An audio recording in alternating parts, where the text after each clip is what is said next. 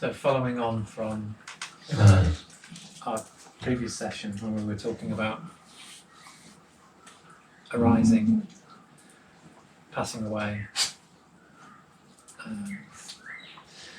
Is this will change? Yeah. But I'm more interested in more about the arising and the passing actually.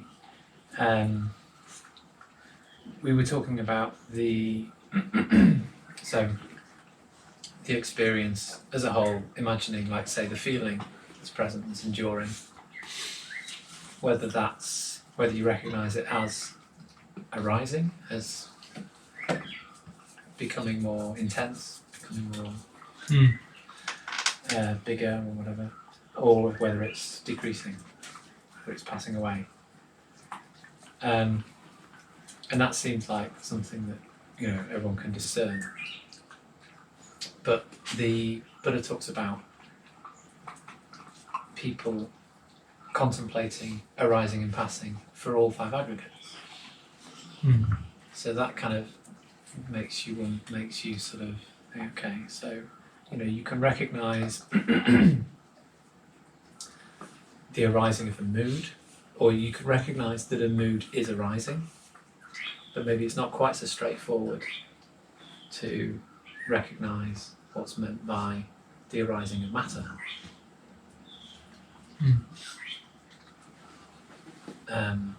Or another way of approaching it would be the senses, the body, the rising. So, like, there's somewhere where the Buddha says. Well, before you go too far,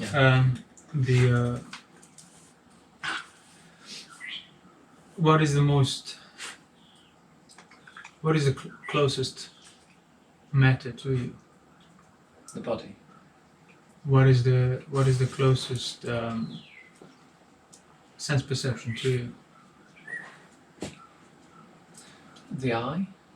But okay, so what is the eye? On the level of what is the eye? Can you have the eye without having the body? Can you just have the eyes without the body? No. So the body, again, on the basis of the body. Yeah. Can you have a presently enduring mood?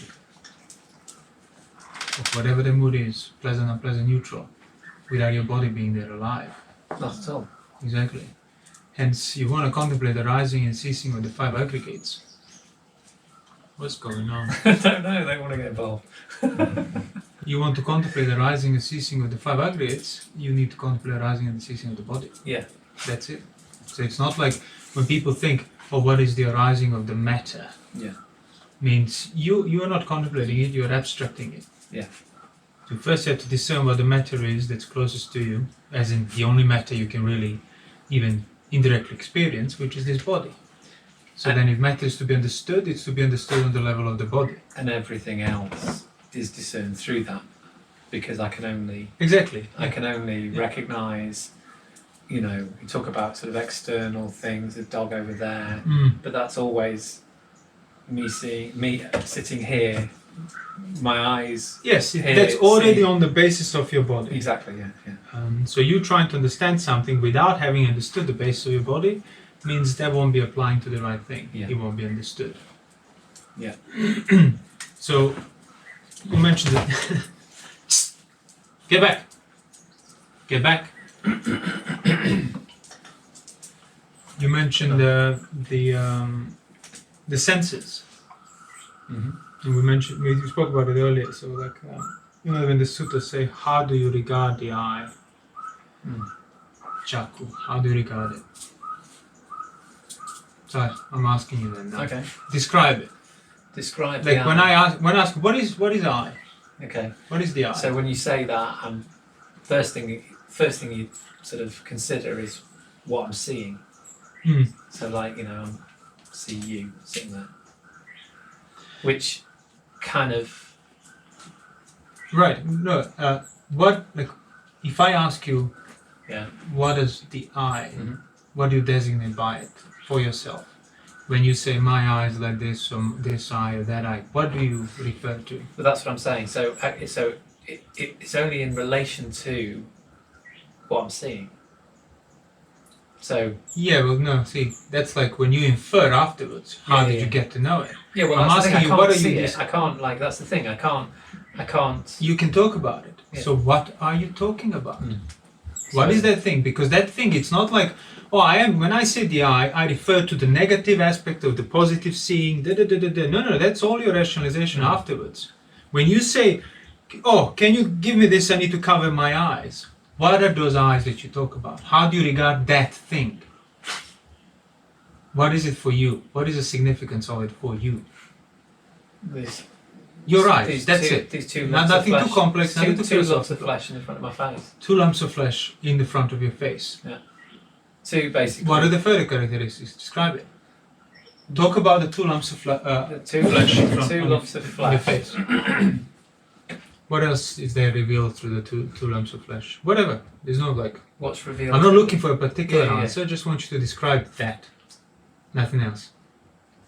The particular bit of the body, which gets called the eye, which that's called the eye, which seems to be kind of, which I can close, and then I don't see anything. Which I can. Stick Well, you don't my really finger in. close them though. You just cover them. Yeah. But that, so there's still sort of a vague seeing that goes on when my eyes are closed. Yeah. You still see kind of hints. So does that mean? Can you interfere, or can you prevent the eye from seeing? No, not so. Just by closing my eyes, I can't stop myself from seeing because I can see pink. I can see light. I can see light, whatever, absence of light. All those things are seen. Yeah. So, the 2 lumps of flesh in your face that are your eyes, the organs of the eyes, you can't actually command them, so to speak. You can't decide when to see, when not to see. No. There's a whole kind of domain that they seem to be the center of, or the root of that whole domain within which things appear in that kind of way, a very different way from the, like say, the audio, the hearing domain. But that whole domain is just, I didn't choose it for it to be there, and I can't stop it from being there. Yeah. So then the choice that you can exercise over the organs, lumps of flesh of your eyes, is the choice within that domain. Yeah, that's already you there. can choose not I can to choose look at this, particularly, exactly. I to can look choose at that something or that. else. Choose that, look at that dog or that dog. But you have no choice about looking. That whole as in domain in seeing. the first place. Yeah. The domain of seeing you are subjected to. Yeah. So what would then be the characteristics of something that you are subjected to and have no say about? How would you describe that experience? Well, sort of, I have no fundamental control here.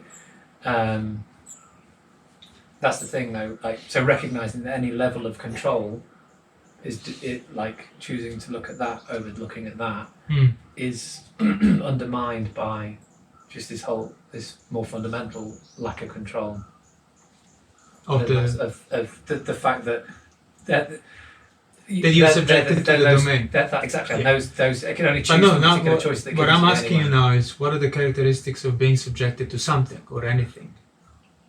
How does that feel? So I guess it's being it's subjected suffering. to things. It's suffering. Being subjected to it In is- itself, even if things are not necessarily unpleasant, the fact that you have no say on that fundamental level that you're It's subjected basically to, being hit by things. Yeah. It might be being hit by something that's pleasant. being oppressed by But things, you're- being yeah, burdened by yeah, things, being subjected to Yeah. it, being overwhelmed by it. Yeah. And that's the thing. Even if everything is pleasant in your eyes, in your sounds, in all the senses, the fact is that It's like I was hit by it. exactly. The fact is that because it's pleasant, there is always the implicit possibility of it ceasing to be pleasant or becoming otherwise. Yeah. And all that stems from that very fundamental relationship with those things, which is that you are subjected to them, not that they are subjected to your will. And even if it's pleasant, the fact that I was subjected to it means that I didn't choose for that pleasure to arise, which means it could not arise. And that's more than enough for the basis of suffering to manifest, more than enough for dukkha to show itself. So then you realize that the real pleasure then, it's not in experiencing pleasure and not experiencing pain. The true pleasure, as in the agreeability of experience, is when you are in control. If you were in control. Yeah. If you are the one who is sort of subjecting things, not subjected to them. Yeah. And the good news is that's possible, as the Buddha said. Like in case of an arahant, he said his mind doesn't overwhelm him; he overwhelms his mind. Mm-hmm. But now you need to understand how that's done. In other words, he doesn't overwhelm his mind through the power of will, because power of will is secondary already within the domain of the senses, including the domain of the mind, as we described it. So the only way to then you not be overwhelmed by the mind and you overwhelm the mind is to fully relinquish the ownership of the mind. Fully relinquish the ownership of that which is necessarily has to be subjected to whatever, 5 aggregates or senses, whichever approach you take. That's the only way out. Yeah. There is no wiggling way out. There is no like, in hindsight you can figure it out and then reapplying. The only way to get out is to abandon that which is liable to these things that are not in your control. Mm. So what is that thing that needs to be abandoned, that is liable to things that are not in your control? That sense of self. Sense of self. What are the characteristics of the sense of self? Describe it. How does it feel? Yeah, I was thinking about that. So basically, in terms of feeling, it's like that second arrow. It's like the kind of it's like a response to. So there's a feeling already there, Mm-hmm. but then there's also other feelings on top of that are kind of a response to that original feeling, like not wanting it to be there, or like wanting pleasure, not wanting pain.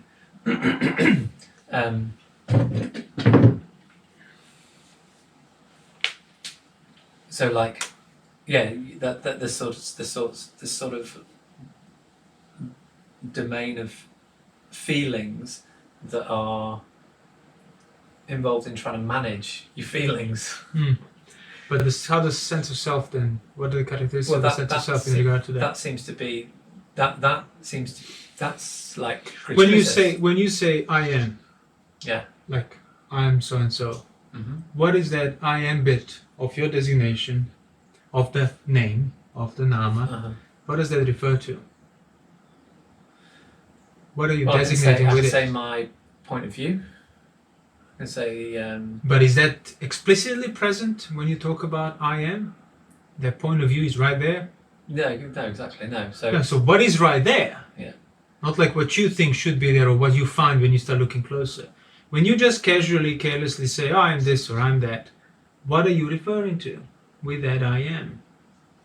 Because if there is truly nothing, it would be then there would be unintelligible. Word for it. Exactly. Yeah, exactly. Yeah. So it's a whole set of. So it's a whole kind of various assumptions of. Again, there's when you introduce variety, it can only be secondary. So, what is the thing you're referring to when you say I am? That which. So the reason why you kind of that which That which is dear.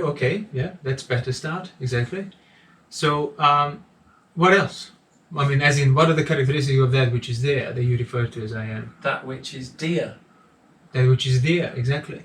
What are the characteristics of having things dear to you? What are the characteristics of something being dear to you? Yeah. Well, something that think of something that's dear to you. Something that you find pleasurable and you care about. Sure. That you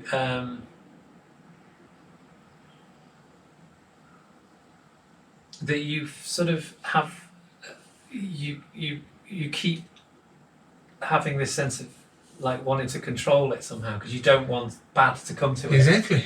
Yeah, there is the implication of that in everything that you find dear. Yeah.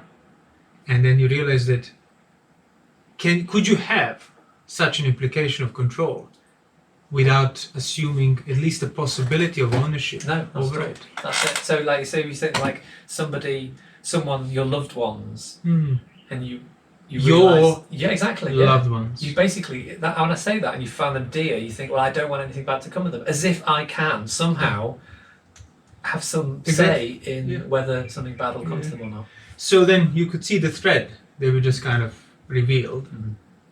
When you say I am so and so, you refer to certain generality of your experience. Because you can say I am is this, and that's you rationalizing afterwards. Mm-hmm. In the moment of designation, when you're speaking, what you're referring to is that kind of a generally present experience as a whole that's enduring there. Mm-hmm. But yes, there are certain characteristics that are implied in you designating it with I am, unless your mind is enlightened, in which, as the Buddha said, even Tathagata uses words like I am this and this is mine, without those things really meaning that, implying the ownership. But if you're not the Tathagata, means there is a degree of ownership implied in those things. Yeah. So the first thing people do is, there is no I am then. There is no I. Deny it. Deny everything, thus you deny the problem, thus there is no problem. Yeah. The fact that you can still speak in terms of I am this or I'm not this means there is still the implication of that generality that endures for you that you are designating as yours. And that's exactly the point. You can't have the sense of I am without sense of mine. Mm-hmm. You can't have the sense of I am, however vague, however careless, without the sense of ownership of that general experience that endures there for you, that you are subjected to, not subjected to you. So then when you're referring to I am, you're implying the ownership of your experience as a whole.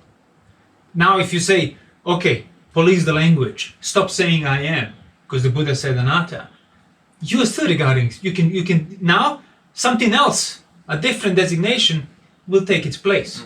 Why? Because it's the underlying view that makes you assume the ownership, thus your language sort of replicates it. So if you're saying I am, you look at it as a symptom of, is there the underlying ownership of my attitude? Not in terms of, oh, I must stop saying that because that's not Buddhist or something like that. So there is no sense of I am without the sense of ownership.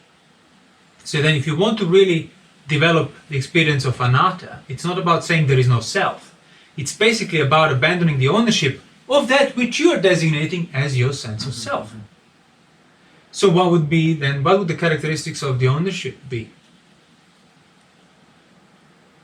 Characteristics in general, just ownership of mine, belongs to me, belonging to me, could belong to me.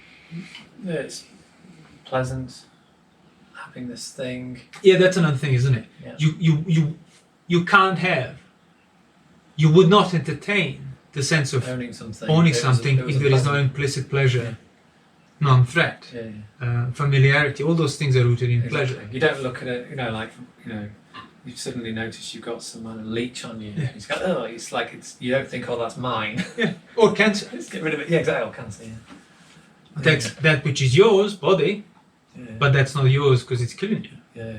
That's the alien on my body. You say my cancer, you really deep down you want to get rid of the minus of the cancer. Yeah. And that's the key. So can you then take this reflection further? Sense of ownership, sense of mine is a necessary basis for me entertaining the sense of I am as my own, belonging to me. So if you were to then fully understand the sense of ownership, there is a good chance you'll be able to then not entertain the sense of I am on the basis of that. So what are the characteristics then, further characteristics of the sense of ownership? Because as the Buddha said, regarding things as mine is a mistake, beginningless mistake, but it's nevertheless the mistake. So how do you rectify the mistake? What is it that you regard as yours?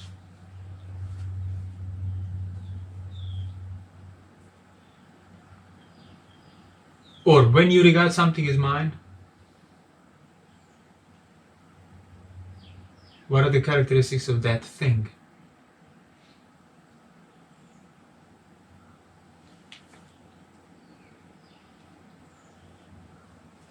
You're sort of asking the same question. Well,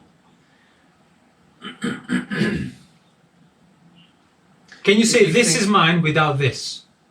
Can you say mine? Okay. So it's always in relation to a thing that's already given. It has to be something that's yours.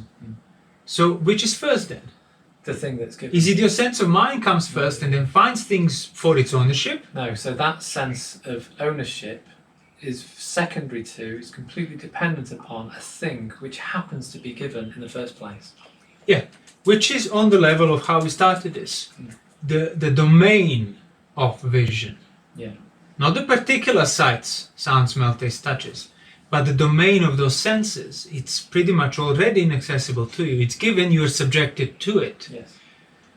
And then and without asking your sense of ownership then cannot possibly step outside of that domain, of any of those domains. It's fully bounded It's fully within. Yeah. So is then that truly can be called... So fully understanding that, you see that any sense of ownership I can possibly have towards any of this is only relative. Always going to be dependent upon. Yeah, it's only a relative ownership, I have no ownership on account of things they were given that you don't own. And relative ownership is more than enough to understand correctly, to uproot the ownership of Putujana that maintains him into his state of Attavada.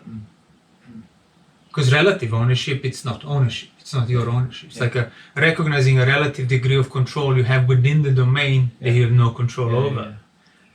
I guess just seeing that actually, just how repetitively seeing what we just done. Yeah. And that's why the suttas would go into these repetitions, not because they were repetitive for the sake of repetition in itself, but because each repetition, it's a phenomenological description of how should your understanding unravel. Because it's not about figuring it out, I got it. It's about constantly reapplying the same figuring out on every possible or every relevant level. In case of the senses, it's the 6 relevant levels.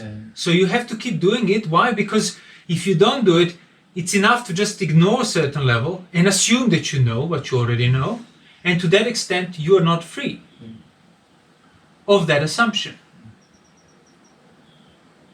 Yeah, sure, you need to understand the principle to begin with in order to know what to apply, as we just described, the principle of non-ownership is more fundamental than principle of ownership. Ownership is secondary to it, the right order of things.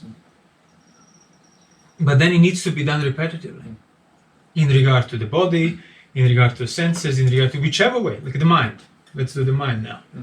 In terms of your point of view, isn't it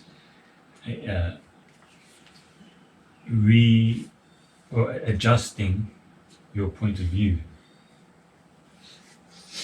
Carry on. So seeing where that point of view actually is in regard to things, rather than, because self assumes a point of view which is beyond things that are happening in its direction. Right, I see. That's what you mean by it.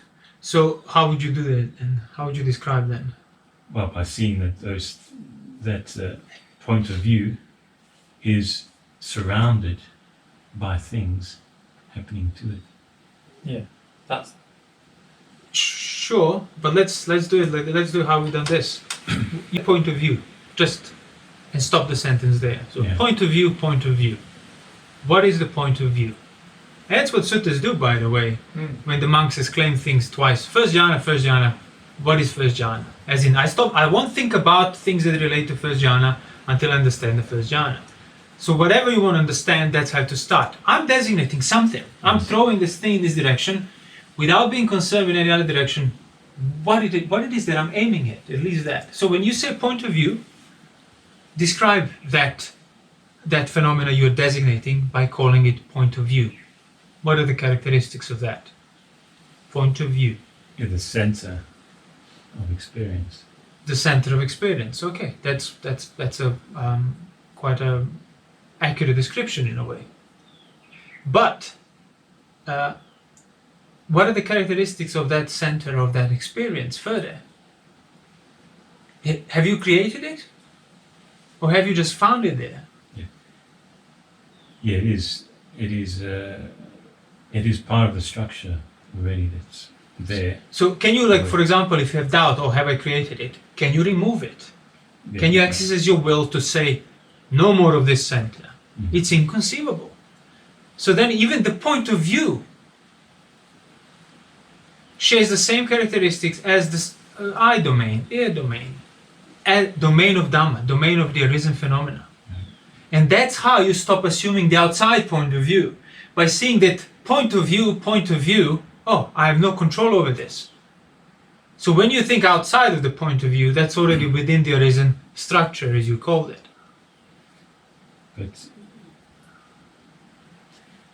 The external point of view, like the external point of view of Attavada, it's not actually external in its content. That's impossible. It's only external to the extent you ignore that it cannot be external. So take Attavada. What is Attavada? Self-view. Translate it whichever way you want, or don't translate it, use the Pali. But then think about it. What does it refer to? Oh, it refers to the self that's independent of the five aggregates. Again, you're describing an arisen phenomena there enduring for you, and apply the same principle for it. The external point of view, external to what? Then you realize the external aspect of it, externalness, is only relatively external to the content of something else. And dependent on it. Exactly. yeah. So then you realize, So so it's not truly think- external.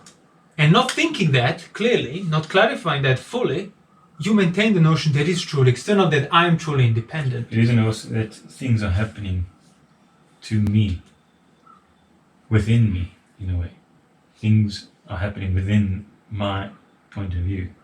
Well, that's secondary now. Yeah. Yeah, I'm not That's saying what that's the truth. I mean, that's the truth of Sure. how it. But I'm saying that Yes. even in that case, in order to address that, you need to see that point of view first correctly. Then there will be no division in a sense of in me, outside of me, in that fundamental sense of But when there is, when there is, your starting point is then things are happening to me. To what? To this center of experience. What are the characteristics of the center of experience? so then that's going into actually trying to understand it. But as a Yeah. someone who doesn't understand it, that's what it's like. Yeah, okay. Yeah, that's so. It's But what okay. about that? How's that relevant then? Well, to know what it's like. Well, if you're not trying to understand it, Yeah, but yeah, obviously to understand it, you have to know what it's like. Yeah. Yeah, that's how it's relevant. Yes. Well, that's still the point. Like, if you are trying to understand it, or you want to understand it, any of those divisions in me, outside of me, happening to me, that's all fine. But if you want to understand it, you have to go beyond it, because all of those divisions that you talk about are the result of you already appropriating the point of view, which you can't. If you look at it closely, it becomes impossible to appropriate it because it has arisen on its own. So you're saying that only once you've understood it can you understand what ignorance was. Exactly. Yeah. In hindsight. You can't understand what ignorance is while you're still ignorant of that ignorance. Yeah, that's exactly the point I was making. So trying to understand it, you start revealing what's going on, which happens to be an ignorant Yeah. thing. However, it's important, as we've done that before as well, to clarify that revealing what's going on can often become psychologizing for people. Not in this particular case that you've done, but in general, people think that if I just start talking about this, I'm revealing it. No, Yeah. you must stay with the first phenomenon you started to designate and understand that. Then when you take that further, understand the next one. That's why I say like, oh, so point of view is the center of my experience. Wait, point of view, what is the point of view? Describe the characteristics. You've done so, put it aside. Center of experience. What are the characteristics of that? So that's how you get to undo your ignorance. Not by figuring it out on account of ignorant premises, but by questioning every single premise that you started with. And then, you would then understand how you were ignorant before. So if I say it feels like things are happening within me, and I've got to clarify That's fine. each. Yeah, it's not like, oh, you shouldn't say that. That's absolutely right. Exactly. Things So that what like do you mean describe by your that? experience. Oh, it feels like things are happening in me. Okay, in me. What are the characteristics of that? How does that feel? Things happening in you. Yeah, let's describe it. How? Like, imagine it. Say something's happening in you. How would you? Well, that you surround the things. Carry on. In me means that things are happening in me that I am surrounded. I surround those things. So Like what? like what? Yeah. I mean, the if you give things an or- example, yeah. Well, just everything is happening. I think the most obvious example for people would be thoughts. Thoughts are in my head. Thoughts okay. are in me. Yeah, I'm thinking more even with what I'm seeing. Okay, well, take any example Because you want. It's my then. experience. So, and whatever is so happening what you're inside seeing my now is experience. happening inside you. Inside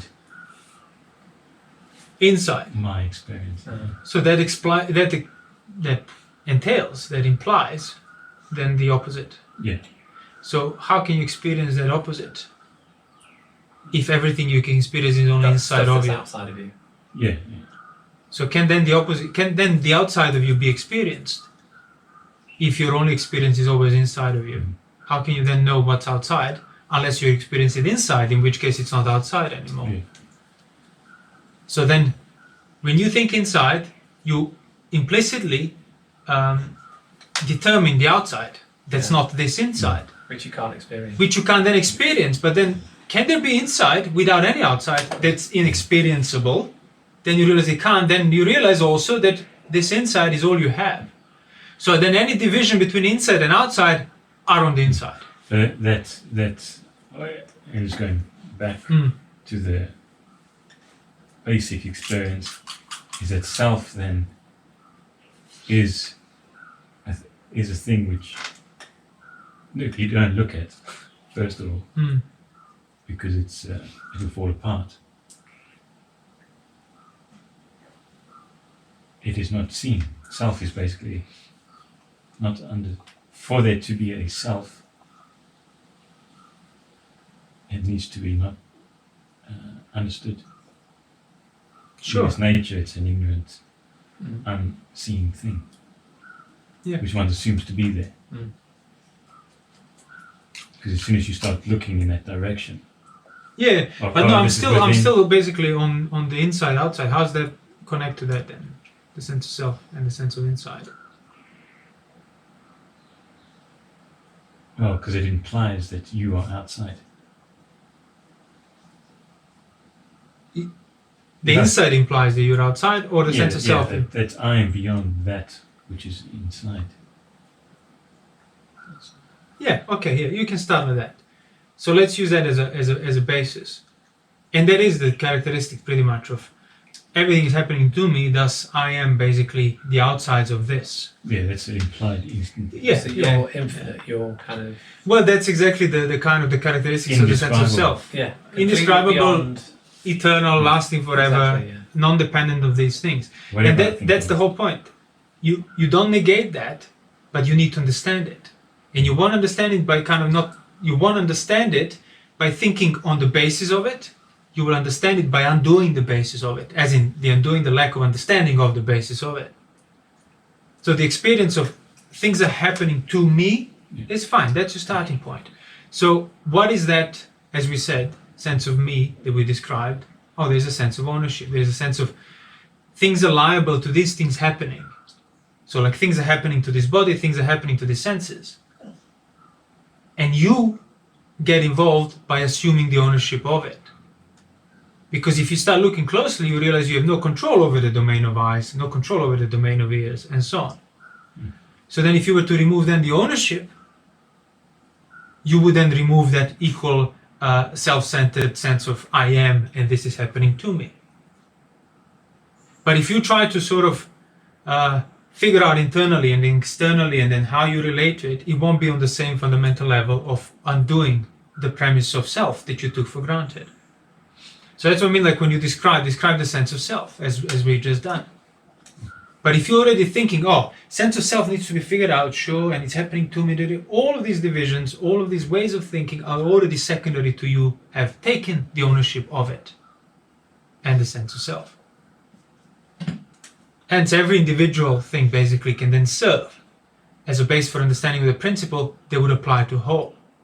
But if you're not looking to understand the principle, then no amount of individual things can bring the kind of the whole picture, because it's already secondary to that. So things are happening to me. It's not necessarily the best basis to start, because things are happening to me or not doesn't really matter. It's a bit abstract. Things are happening to me and I'm the sense of self in regard to, okay, but then I would ask you, why is that a problem? Presumably, whoever wants to understand this wants to free themselves from the sense of self. Why? Oh yeah. That's what I mean. Like you do need to know like what to ask for, and then it needs to be asked on the right level. So yeah, that's why the instruction of another and utterance of another is necessary. Yeah, because people are asking what is self, they don't necessarily want to abandon self. Exactly. So by going in my direction, which I've said, is you always the self is this amazing eternal I am thing that's just indescribable and beyond everything, which it is. Yeah, exactly. Like in the suttas, often when people will come to myself is internal and I am that I am. Yeah. And it is a bit larger phenomenon. Sure. But as if you want to. The higher self. Yeah, the mystical experience is real. It is higher in a sense than what your mundane is. It's higher than anything else that you can possibly imagine, because everything is within it. But if you want to be honest, intellectually honest to yourself, can you know a higher self unless you're experiencing it right here, right now? Unless it has arisen, has manifested, or it's enduring as a phenomenon. No, it's just a mystical... Exactly, so it's just higher in its content, as in it has a less defined content, less mundane content, but in its nature, it's still a risen thing. Yeah. That's why Sotapana's understanding is whatever has the nature of manifesting, that's why it's impermanent. Not that he denies that some things manifest at a higher level, some things at a lower. It doesn't matter. And that's what the Buddha said. Whatever the aggregate, like whatever matter, form, matter, feeling, perception, so whatever aggregate is, far or near, low or high, personal, impersonal, present, past, whichever, he understands aggregate of matter is there. He understands aggregate of, as in, he understands the nature of phenomenon is present. It doesn't matter what or on what level. So even if somebody cherishes the sense of I am, unless they forsake the criteria of intellectual honesty, they're still not beyond hope. In terms of if they want to understand, they still have a basis for that understanding. So you can be as mystical as you want and proliferate your sense of self as far as you wish. And that's not really the problem. Depends where you're coming from, what you motivate. Exactly. That's the problem. If you sort of never ever, and you choose that, never ever go in the direction of questioning it, or in questioning yourself in regard to it, that's the worst thing you can do. Like you can be ignorant and everything else, you still have a thread of possibility to pull yourself out of it. But if you are fully, willingly cemented yourself in your own product of your own wrong view, that's the worst thing you can do. And by that I mean, no, I will not think about that. Why would I question the sense of self? Because sense of self is the greatest. That's why you question it. You don't need a reason to question things. And that's why the Buddha did say that the most blameworthy things in the entire, basically, samsara is the wrong view. Nothing else can come on the same level as bad as a wrong view.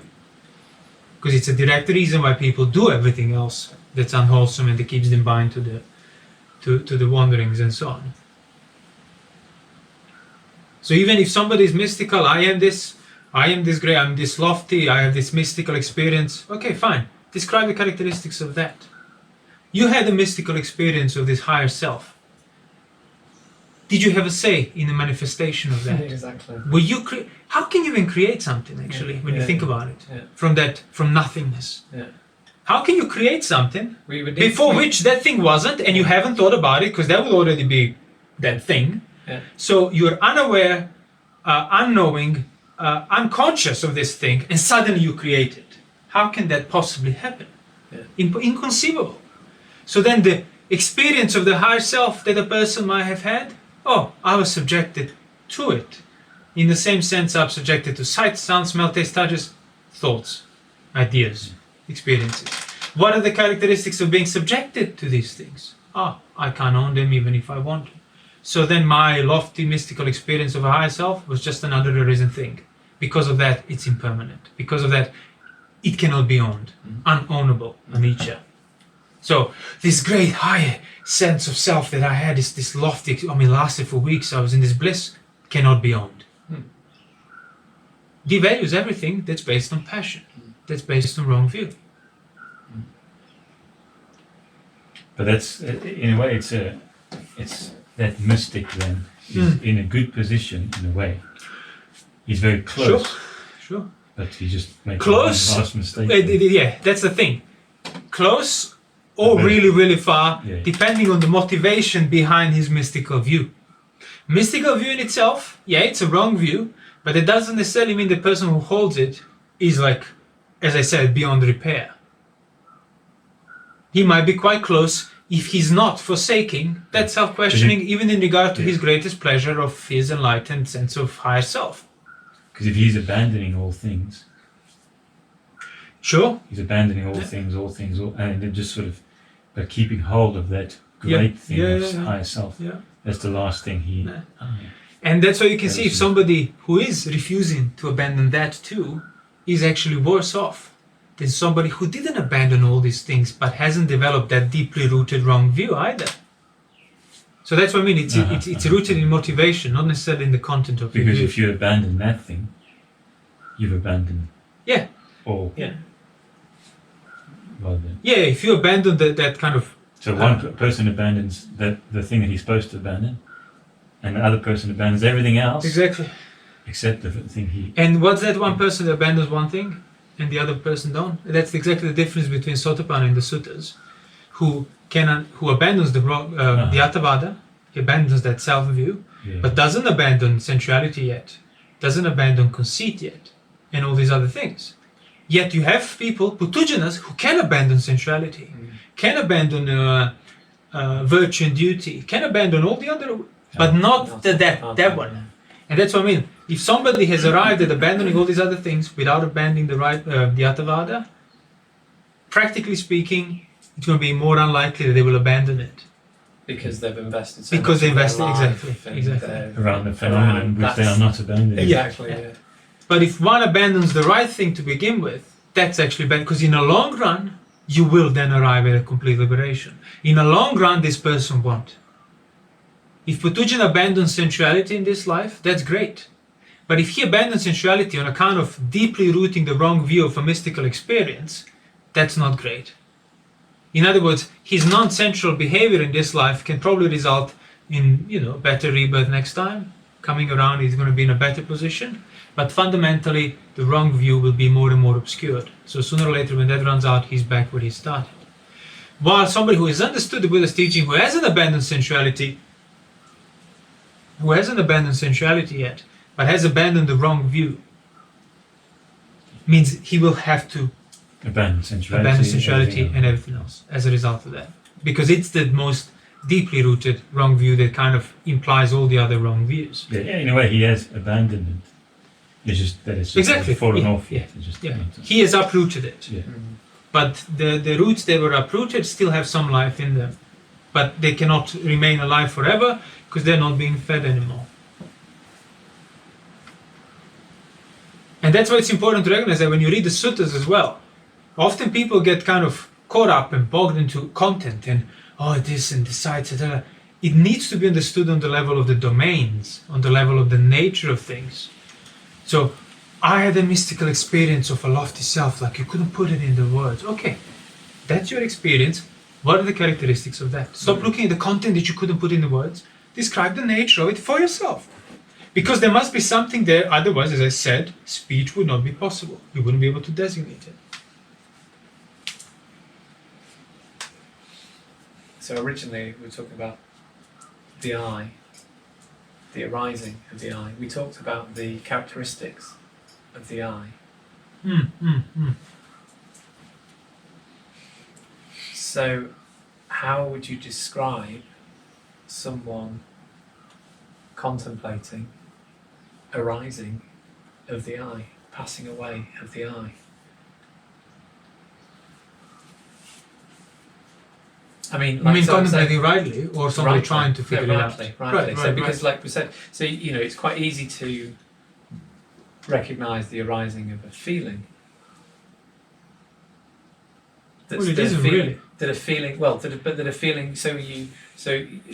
is present. Whichever way you were to contemplate. Well, whatever thing you were to contemplate rightly, as in arising or passing away of it, intensifying or fading away, needs to be done on that right level of generality, so to speak. Mm-hmm. If you're not on the right level, you again, you can get to it by trying to do it, but you need to understand that you can only contemplate the arising of the I, the passing away of the I, not by the actual I, No. but on the level of the experience as a body as a whole, which is the salayatana. Yeah. And you pointed that out, it's singular. Yeah. It's not six sense bases, it's six sense base. It is, yeah. Exactly. It's a base made out of six. Yeah. But on the level of base, it's a one base. Yeah. It's a one phenomena. Yeah. Within that, you can contemplate the direction of the I, the direction of the ear, the direction of the, but not at the expense of it. So, but even that, so practically, the intensification, the intensification of body, the intensification of the body. How did you reveal that? How did you become aware of it? On account of something that's present enduring on the domain of the visual, something so impactful, something so significant that you just seen. That's it. Or even just like I wasn't really. I had my eyes closed, and then suddenly I kind of like, not that gets rid of the domain of the eye, sure, but you're not really attending to what you're seeing. Maybe you got your eyes closed, you're thinking about, I don't know, something or other. You then look at, or you suddenly, a bird appears, you suddenly start looking at the bird, and you're suddenly more engaged with the visual domain. It doesn't mean it wasn't there. Exactly. But it's so more if you want to intensified. So it doesn't mean that it wasn't arising exactly or ceasing exactly before you saw it. So you get to discern whether it's arising or ceasing if you get to discern it peripherally without even having to attend what you're staring at. So if there is a knowledge of the visual domain, for example, persisting, that's already mindfulness of either arising or either ceasing. Because as we established before, neither arising or ceasing is something you are responsible for. Yeah. But you are responsible in being basically aware, mindful of that which has arising or ceasing. Yeah. So the arising and the ceasing is so peripherally not losing the sight, recognizing it. for the lack of a better word, not losing the sight of the visual domain peripherally, even without paying attention to what you're looking at. That's your gatekeeping of the visual domain. That's it. And so those basically all of these domains, the eye, the ear, the body, whichever you can even conceive. The five aggregates, all of those things endure, and while they're enduring, they're either intensifying or de-intensifying. That's it. In a kind of relative sense. Relative to each other? No, that's the wrong way of saying it. No, that's again assuming outside. Isn't it? Yeah. Relative means you're comparing the two. It's either like this or it's either like this. Yeah. And you can't compare. This is going the same speed, different speed. Yeah, no, the feeling is stronger than the perception now. Yeah, exactly. Yeah. No, it's just as long as you recognise that those five things are enduring, they're sort of just there, they will be either within themselves, from the perspective of that phenomenon, you this will way see either or this way or that way. Yeah. Nothing else. And then you realise there isn't anything, there doesn't have to be anything. I guess that trying to compare things always assumes a centre that you can that's independent of things that you are comparing. Which is the self-view. And that's how usually people would misunderstand the Buddha when he would list these things. When he would say, so you like lay it all out in front of you and then you compare. Right. That's how you analyze them and understand them. And you're just maintaining self-view. Yeah. That would be true if you could truly step outside of yourself, which you can't, which means these things need to be understood on a different level. Yeah. That's why if a logician reads the suttas, you would think, this is just tautology. Yeah. Because it is. From a logical point of view, it's just mere tautology. Yeah. Because you all laid it out there in self-evident truth. Yeah. I think that you don't have to be a logician to... Exactly. Most people but then the difference is, so what did the Buddha say? If you understand this, what's the result of that? It's complete freedom from suffering, annihilation of passion and anger, everything. So am I ever free from those things? No. Means I'm not understanding it the way the Buddha intended it to be. But if you don't think that far, then you would end up thinking you understood the suttas while still not being free from suffering and everything else. So I have developed an understanding of these things, but that's not what's being spoken about. Exactly. There must be more because I'm not getting the results that this understanding seems to say you should be having.